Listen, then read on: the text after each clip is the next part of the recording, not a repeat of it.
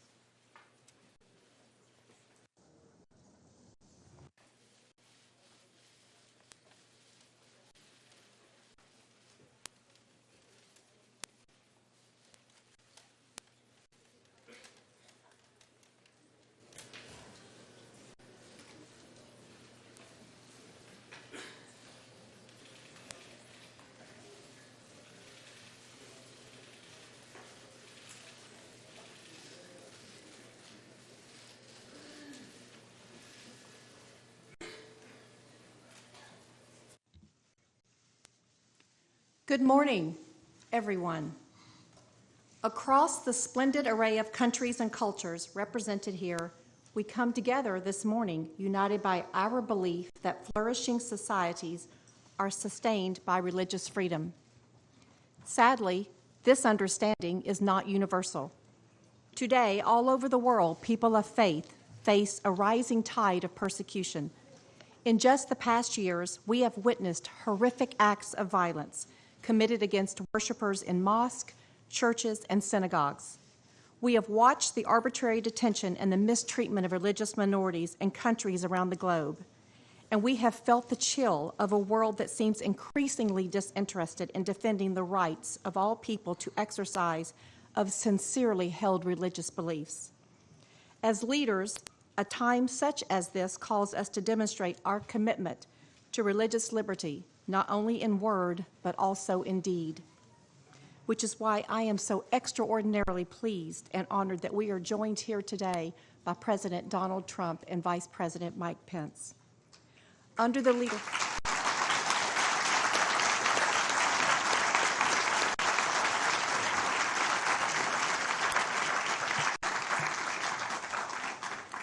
leadership of these men, the United States has not only spoken of a renewed commitment to religious liberty, it has demonstrated one. Just 2 months ago, President Trump hosted victims of religious persecution at a historic event at the White House. His administration has vigorously defended religious liberty and the freedom of conscience in the United States. And under his guidance, the State Department has become a watchful defender of religious liberty, especially through the 2019 Ministerial to Advance Religious Freedom, the largest freedom event of its kind in the world. We anticipate a fruitful discussion today on how we can expand religious liberty, guarantee the sanctity of houses of worship, and combat religious persecution around the world. And I am so delighted that you've joined us for this timely event. It is really hard for me to think of a better person to introduce to a gathering of the freedom of religion in the world. He knows what religion is, what support it can give to the individual and to whole societies. He's an unpretentious man who not only believes in the power of religion, he lives his religion with respect and even piety. He respects the faith of others. He is that great exemplar, a hardworking family man, born in Indiana, proud of his state, prouder of his country, and a first-class demonstration of President Trump's wisdom in selecting those who serve him closest. It is my pleasure to introduce you to the Vice President, my friend, Mike Pence.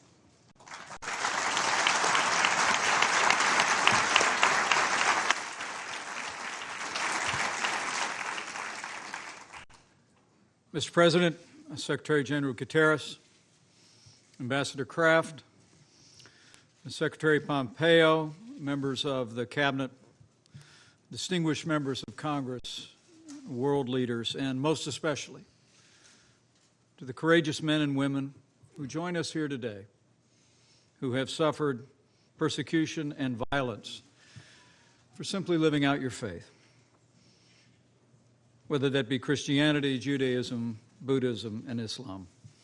It is my great honor to be here today with the President of the United States to reaffirm America's commitment to what the people of our nation have always believed, that every person is endowed by our Creator with certain inalienable rights. That Americans have always believed our first freedom is the freedom of religion. Today, President Donald Trump becomes the first American president to convene a meeting here at the United Nations on religious freedom, and it is my great honor to introduce him.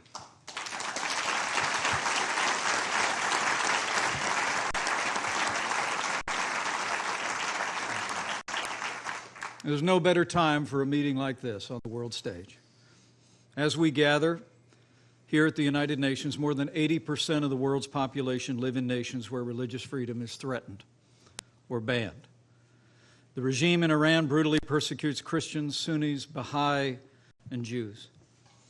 In Iraq, Iran-backed militias terrorized Christians and Yazidis who were nearly wiped out by ISIS' recent campaign of genocide. The Communist Party in China has arrested Christian pastors, banned the sale of Bibles, demolished churches, and imprisoned more than 1 million Uyghurs in the Muslim population. In our hemisphere, the regime of Daniel Ortega is virtually waging war on the Catholic Church. In Nicaragua and in Venezuela, the dictator Nicolas Maduro uses anti-hate laws to prosecute clergy, even as his media cronies spread anti-Semitism by trivializing the Holocaust. Communities of faith across the wider world have also faced unspeakable acts of violence in places of worship, shocking the conscience of the world. In October, 11 Jews were murdered in the Tree of Life synagogue massacre in Pittsburgh, Pennsylvania. In March, a gunman killed 51 Muslims at prayer in 2 mosques in Christchurch, New Zealand. And just a month later, suicide bombers murdered more than 300 Christians during Easter services at 3 Christian churches in Sri Lanka. These attacks strike at the heart of everything free peoples hold sacred. And the threats of religious freedom and the attacks on people of faith underscore why President Trump has taken such decisive action since the very first days of our administration to build and promote our nation's proud tradition of advancing religious freedom, and that continues today. At the President's direction, the United States created the Genocide Recovery and Persecution Response Program, and we've provided more than $370 million to aid ethnic minorities and faith communities persecuted by ISIS in Iraq and throughout the region. Earlier this year, at the President's direction, the Secretary of State held the 2nd annual ministerial to advance religious freedom, inviting more than 1,000 civil society and religious leaders in 100 different nations to the largest event of its kind in the world. And last year, at the inaugural ministerial, at the President's direction, we established the International Religious Freedom Fund, which already has received nearly $5 million in pledges and given over 435 rapid response grants to those persecuted for their deeply held beliefs. And to date, this effort has helped some 2,000 victims of religious persecution around the world. As the President often says, America is a nation of faith, and we will always stand for the freedom of religion of every person, of every race and every creed, to live, to work, to worship according to the dictates of their conscience. And today, giving evidence of his passion for religious liberty, the President will announce additional steps that the United States will take to protect religious liberty and defend people of faith around the world. This is a very special day, and I always say it is a high honor to introduce this President, but to be here at this historic gathering with leaders around the world standing for our first freedom of religious liberty is among the greatest honors I've ever had.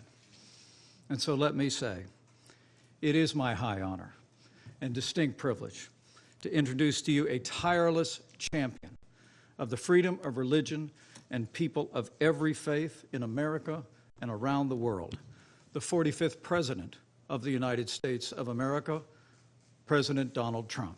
Thank you, Mike.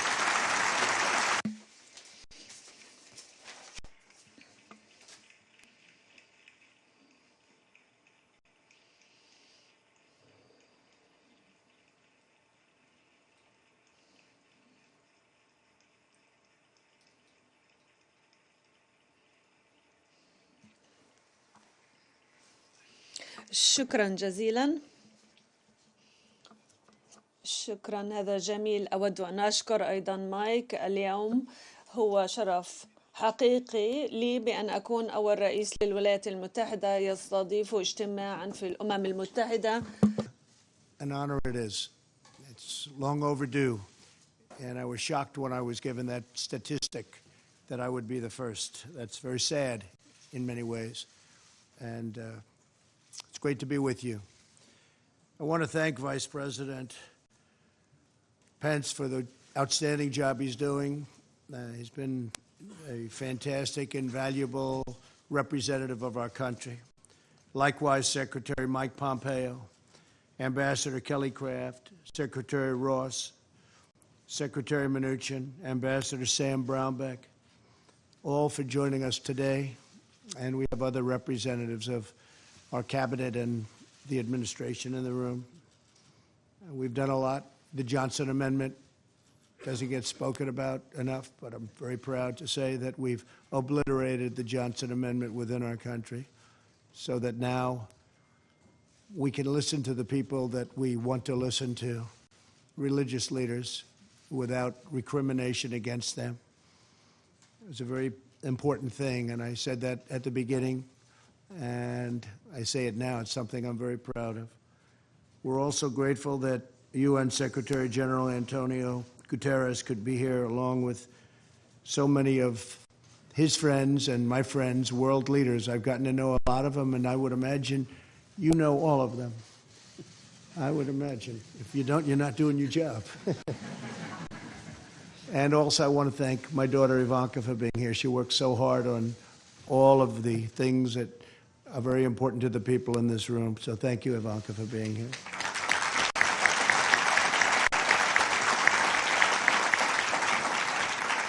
The United States is founded on the principle that our rights do not come from government, they come from God. This immortal truth is proclaimed in our Declaration of Independence and enshrined in the First Amendment to our Constitution's Bill of Rights. Our founders understood that no right is more fundamental to a peaceful, prosperous, and virtuous society than the right to follow one's religious convictions.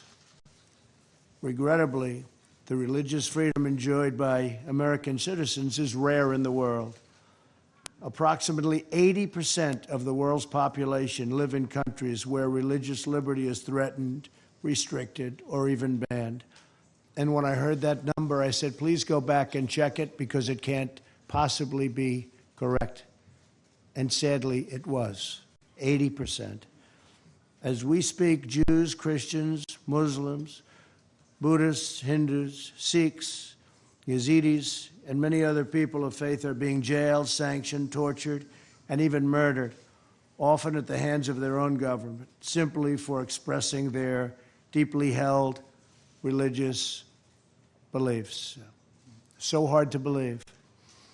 Today, with one clear voice, the United States of America calls upon the nations of the world to end religious persecution.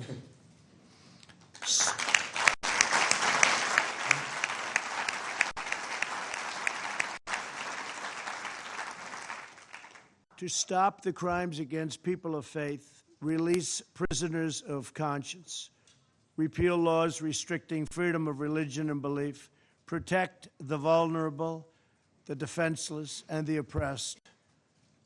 America stands with believers in every country who ask only for the freedom to live according to the faith that is within their own hearts. As president, protecting religious freedom is one of my highest priorities and always has been. Last year, our Secretary of State, Mike Pompeo, hosted the first ever ministerial to advance international religious freedom. In this year's ministerial, Secretary Pompeo announced plans to create the International Religious Freedom Alliance, an alliance of like-minded nations devoted to confronting religious persecution all around the world. I've appointed a special envoy to monitor and combat anti-Semitism.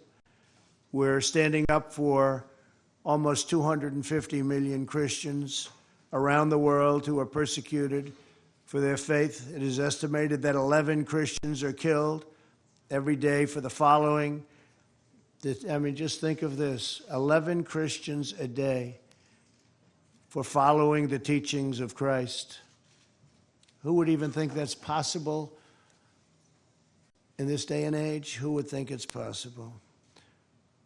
With us today is Pastor Andrew Brunson, who was imprisoned in Turkey for a long period of time. Last year, my administration was thrilled to bring him back home after a very short and respectful negotiation with a very strong man, and a man who's become a friend of mine, fortunately, President Erdogan of Turkey. I called the president. I said, he's an innocent man. They've been trying to get Andrew out for a long time, previous administration. I don't think they tried too hard, unfortunately. But I want to thank President Erdogan, and I want to thank you, Pastor, for being here with us today. Where is Andrew? Is he around someplace? Thank you, Andrew.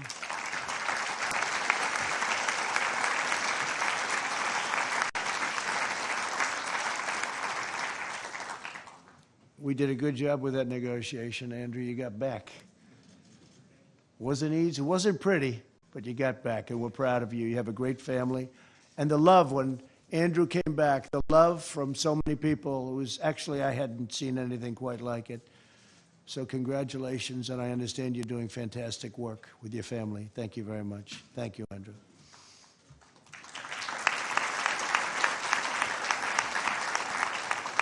And I also want to thank Franklin Graham, because he's been so instrumental in everything we're doing. He's done such an incredible job in so many different ways, including floods and hurricanes. And every time I go, I see Franklin there. He's always there before me. I don't know how he gets there before me. I'm going to beat him one day, but he's always at these places of really disaster areas. He's right there with an incredible, large staff of volunteers that are just amazing. Thank you very much. And Cece, thank you very much. Thank you very much. And Paula White, thank you very much.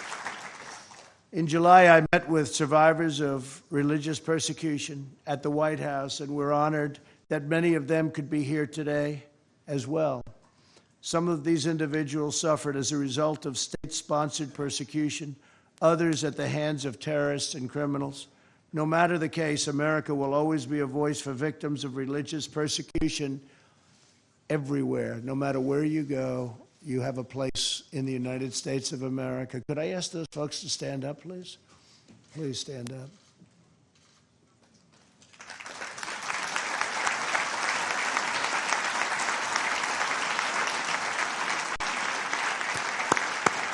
Thank you.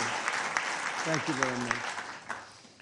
In recent times, the world has also witnessed devastating acts of violence in sacred places of worship. In 2016, an 85-year-old Catholic priest was viciously killed while celebrating Mass in Normandy, France. In the past year, the United States endured horrifying anti-Semitic attacks against Jewish Americans at synagogues in Pennsylvania and California. In March, Muslims praying with their families were sadistically murdered in New Zealand. On Easter Sunday this year, terrorists bombed Christian churches in Sri Lanka, killing hundreds of faithful worshipers. Who would believe this is even possible? These evil attacks are a wound on all humanity. We must all work together to protect communities of every faith. We're also urging every nation to increase the prosecution and punishment of crimes against religious communities. There can be no greater crime than that. This includes measures to prevent the intentional destruction of religious sites and relics. Today, the Trump administration will dedicate an additional $25 million to protect religious freedom and religious sites and relics. We're also pleased to be joined today by many of the partners from the business community as we announce a very critical initiative. The United States is forming a coalition of U.S. businesses for the protection of religious freedom. This is the first time this has been done. This initiative will encourage the private sector to protect people of all faiths in the workplace. And the private sector has brilliant leadership. That's why some of the people in this room are among the most successful men and women on earth. They know how things get done, and they know how to take care of things, and they're with us now for the first time to this extent, first time ever, and we're really honored to have you in the room. Great business leaders, great people of strength. Too often, people in positions of power preach diversity while silencing, shunning, or censoring the faithful. True tolerance means respecting the right of all people to express their deeply held religious beliefs. Before I conclude, I want to once again thank all of the survivors in the room for their courage and resilience. You're an inspiration to the world. You remind us that no force on earth is stronger than the faith of religious believers. The United States of America will forever remain at your side and the side of all of those who seek religious freedom. Today, I ask all nations to join us in this urgent moral duty. We ask the governments of the world to honor the eternal right of every person to follow their conscience, live by their faith, and give glory to God. The United States has a vital role in this critical mission. Secretary General Guterres will now share a few words on the UN's efforts to promote religious liberty for all, and he has been a champion of exactly what we're in this room for. So I want to thank everybody for being here. God bless you, God bless the faithful, and God bless America. Thank you very much. Thank you.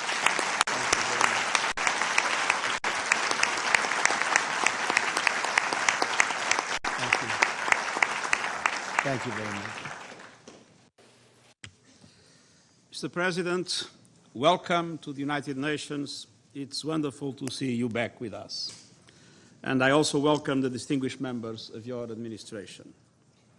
Excellencies, dear friends, I want to begin by saluting you, Mr. President, for putting a focus on religious freedom, a pressing global issue and one that is also very close to my heart. In 2001, under my initiative as Prime Minister of Portugal, my country enshrined religious freedom into the nation's law with the objective at the time to equalize the benefits that the Catholic Church traditionally had in Portugal and to extend them to all religions in the country. And the measure declared that no one can be privileged or persecuted on account of their religion, and that the state shall not discriminate against any religious community in relation to others. Looking around the world, we tragically know that this is not a reality for millions of people. It is totally unacceptable in the 21st century for people to face discrimination and intimidation for their beliefs. And the persecution of religious minorities is utterly intolerable. The full scope of their human rights is guaranteed, and states have the obligation to implement policies that ensure their identities are respected and that they feel fully part of the society as a whole. Earlier this year, His Holiness Pope Francis, along with the Grand Imam of Al-Azhar, His Eminence Sheikh Ahmed Al-Tayeb, signed a moving testament for mutual respect. It stated that the diversity of religions is willed by the Creator. And I quote, "This divine wisdom is the source from which the right of freedom of belief and the freedom to be different derive." It breaks my heart to see increasing number of individuals publicly humiliated, harassed, and attacked simply because of their religion or beliefs. Jews have been murdered in synagogues, their gravestones defaced with swastikas. Muslims gunned down in mosques, their religious sites vandalized. Christians killed at prayer, their churches torched. And in many hot spots around the world, entire communities have been targeted because of their faith, including in places where those communities have existed for centuries, if not millennia. We must do all we can to avoid religious cleansing of societies. I will always remember when I was High Commissioner for Refugees, and in a discussion about the Chaldean and the Syrian communities of Iraq, Christian communities of Iraq, and my good friend Baram Saleh is there. And there was, of course, an enormous concern with those communities. And I remember once a friend of mine saying, well, you need to resettle all of them to the Western world. And I said, of course, for people in need of protection, resettlement is the measure.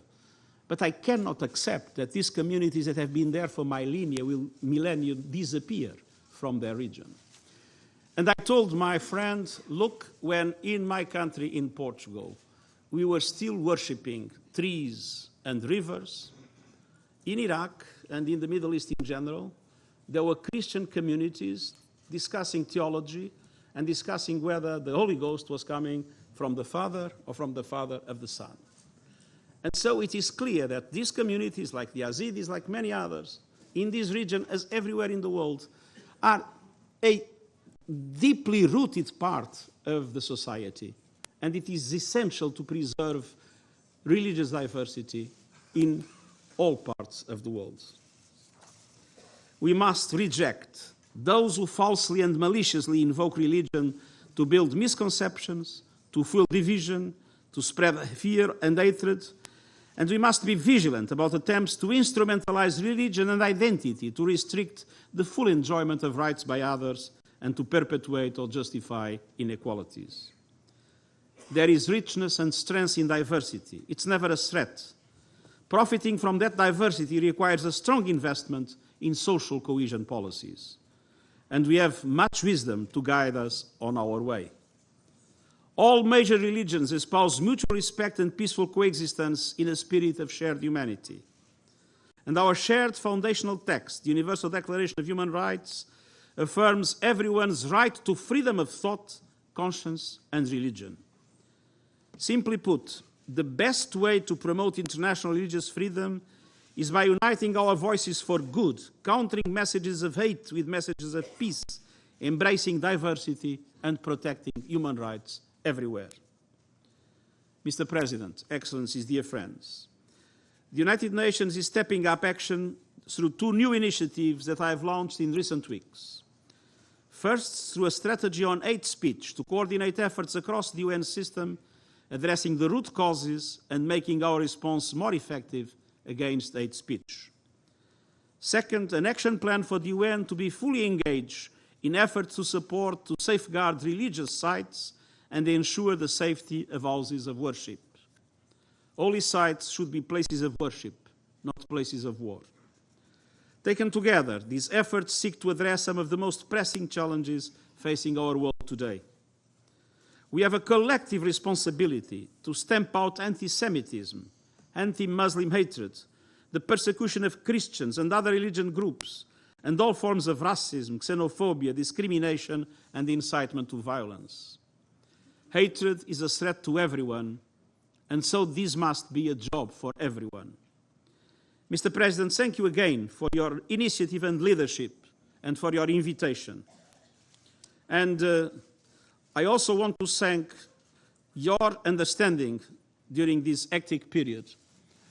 I would like to be able to stay for the whole meeting, but it was for me an enormous pleasure to be here with you today and to join my voice to all those that want to make sure that religious freedom prevails in our world everywhere. Thank you very much.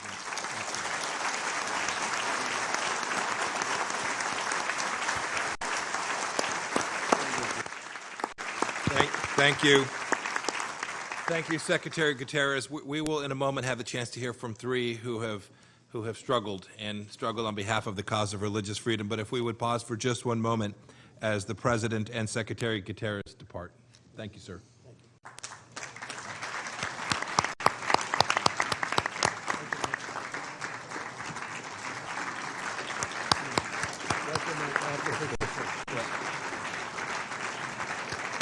Thank you, Mr. President. Thank you, Mr. President. Very good start.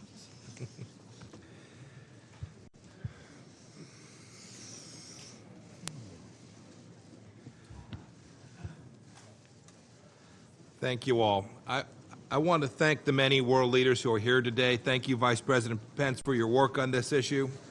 I especially want to thank President Trump for being a champion of people of faith all around the world. The Bible says that whatever is true, whatever is noble, whatever is right, whatever is pure, whatever is lovely, whatever is admirable, if anything is excellent or praiseworthy, think about such things. And that's what we are all doing here today. As you've heard, religious freedom is under threat all around the world. And I now want to invite three individuals to tell us about their struggles on behalf of this first freedom, this important and unalienable right. And so I first want to call on Debrina Tomaz, whose father was imprisoned in Iraq for his faith. Debrina, thank you. Thank you, Secretary Pompeo. I would also like to thank Mr. President for organizing this important event and allowing me the opportunity to share my story. My name is Debrina Bet Tamraz. I'm an Assyrian from Iran. My family has been a target of continuous harassment by the Iranian authorities for as long as I can remember. Today, my close relatives and friends are unjustly imprisoned or awaiting trials. On 26th of December 2014, security officers raided my family's home during a Christmas celebration, arresting all attendees. The authorities separated men from women, conducting strip searches, seizing all the Bibles, and confiscating all personal items such as cell phones, laptops, and identification documents. My father was imprisoned immediately. They shaved his head to humiliate him, treated him like a terrorist, a criminal. He was kept in solitary confinement for 65 days and was charged with conducting evangelism and illegal house church activities, among other false charges that amounted to acting against national security. Today, my father, Pastor Victor Bet Tamraz, is appealing a 10-year prison sentence. Following his arrest, my brother Ramiel and 4 other Christians were arrested at a picnic in Tehran. Today, he is appealing 4 months in prison. Finally, in 2017, my mother, Shamiram Isavi, was arrested and interrogated by the intelligence and national security officers for hours. She was forced to provide information about our church and was sentenced to 5 years in prison. When I was in Iran, I endured similar experiences. I was detained and held in men's detention center without the presence of any female officers. I was forced to provide names of our church leaders and information of their activities. I managed to escape, but I can't forget those I left behind. My family and the innocent people serving harsh sentences for the peaceful practice of their faith. Since 2018, more than 200 Christians have been arrested and are serving harsh sentences. They are either now in prison, serving lengthy prison sentences, or awaiting trials. Christians in Iran are no politicians or activists of some sort, including my family. They're simply believers attending prayer and worship gathering. In addition to Christians, other faiths, including Baha'is, Sunni Muslims, and Sufis, also face discrimination and severe restriction to the freedom of religion. I implore the international community gathered here to hold Iran accountable for its mistreatment of religious freedom and prioritize religious freedom as a foundational human right for all. Every person has a right to live out their faith in safety, peace, and dignity. Thank you. Thank you, Secretary.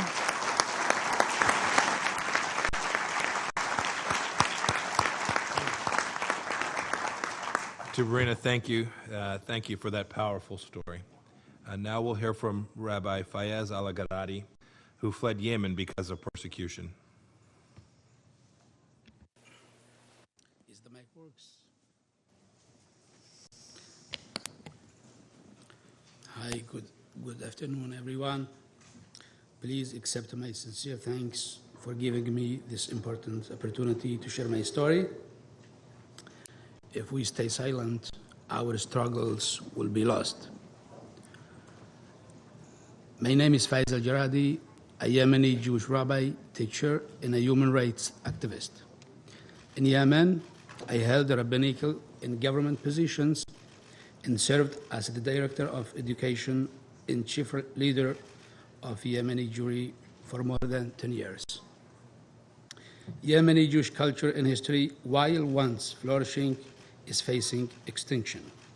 Jewish synagogues, houses, and cemeteries have been destroyed and remains taken away. Jewish arts, architecture, and melodies have been stripped of their Jewish heritage. Torah scrolls and the first handwritten books were stolen and sold around the world. My community also faced severe restrictions, false suspicions, and extreme insecurity. Although the Yemeni officials tried to help us, however, we were blamed for social and economic ills. The Jewish community in Yemen has been systematically driven out by repressive policies and prosecutions. The rise of Houthi rebels also forced most of the Jewish community into exile and involuntary immigration. In 2007, I was forced to flee Yemen because I advocated against discrimination, abuses, and kidnapping of my religious community. In one province, Jews were given three choices: convert to Islam, leave Yemen, or face genocide. I was one of those who decided to leave. My wife, 4 children, and I left Yemen in 2007. In 2009, we were granted an immigration status to live here in the United States, and for this we are eternally grateful. Today, it is my honor to speak to you as a proud citizen of the United States. For those who gathered here today, there are millions of people around the world in need of same help as my community. Please make the world safer for present and future generations to live and flourish. Together, we can shine light in every corner of the world. We must work together to stop discrimination, to stop persecution, and to stop hatred. God bless you, God bless America, and He may bless all nations on earth with peace, health, liberty, and prosperity. Thank you.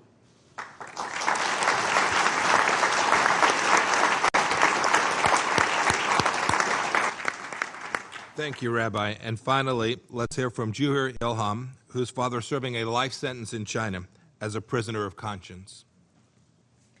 Thank you, Secretary Pompeo. My name is Juhur Ilham, and I am Uyghur.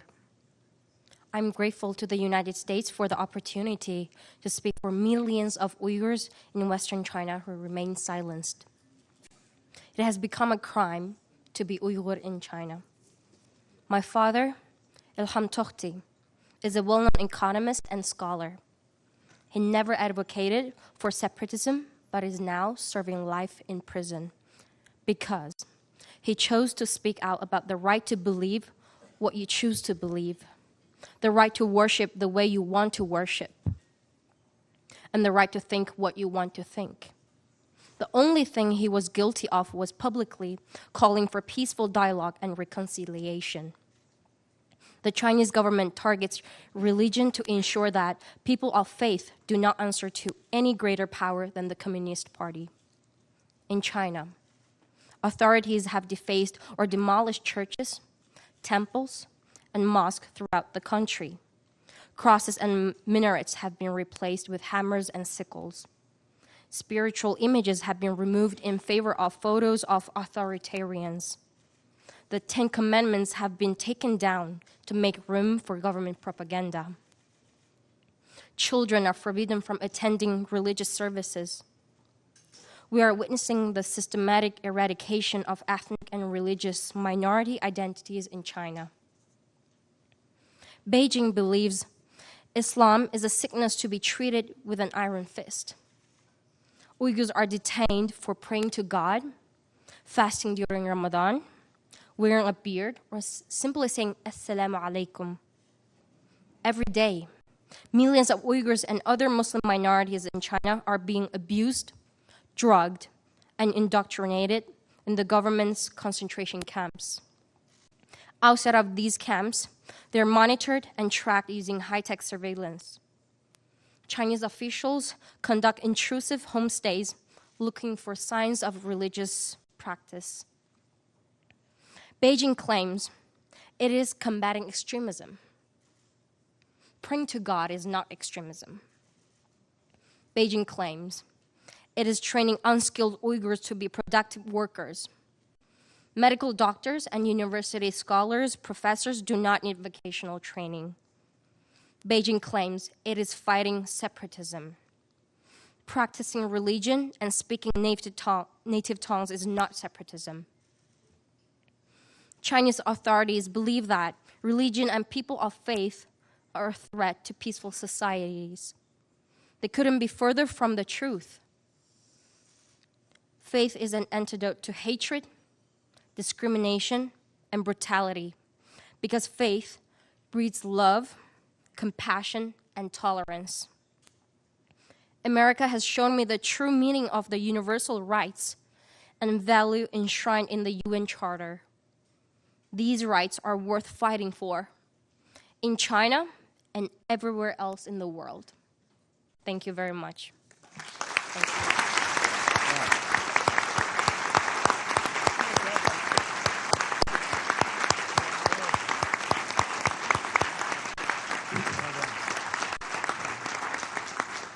Juher, thank you. Thank you for telling us that powerful story. And to the other survivors persecuted for their beliefs who are in the audience today, we want to recognize your incredible courage as well.